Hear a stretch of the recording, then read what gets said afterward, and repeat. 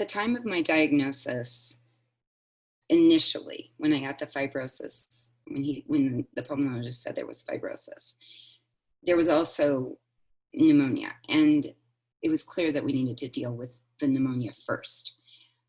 And I kind of discounted that diagnosis of some sort of pulmonary fibrosis. I did a little research on it and I couldn't find out much information. There just wasn't really much information available in 2009. And so I kind of discounted that. I didn't notice that it was really affecting my quality of life until I had pneumonia and I had the second CAT scan and heard that I had progressed. So when I got that diagnosis of interstitial lung disease, I sort of perked up and said, I think I might need to pay attention to this. So I called a friend of mine who's a pulmonologist, told him what was going on.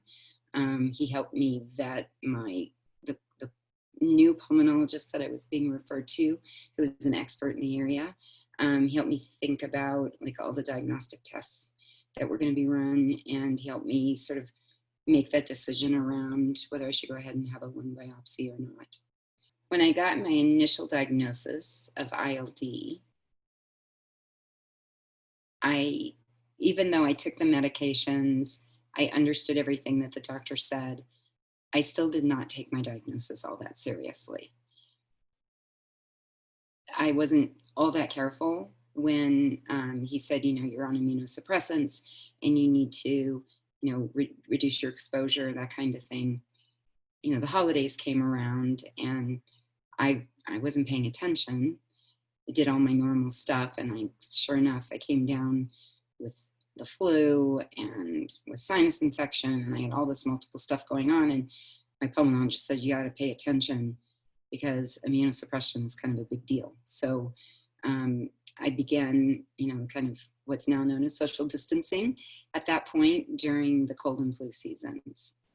What really got my attention was in early 2018, I had a serious exacerbation.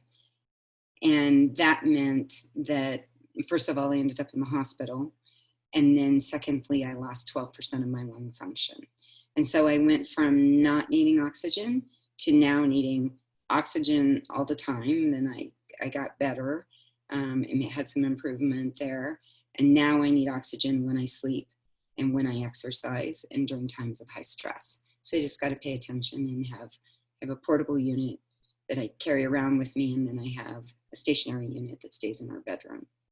So those things, that exacerbation is what really got my attention and had me make some significant life choices and some lifestyle changes.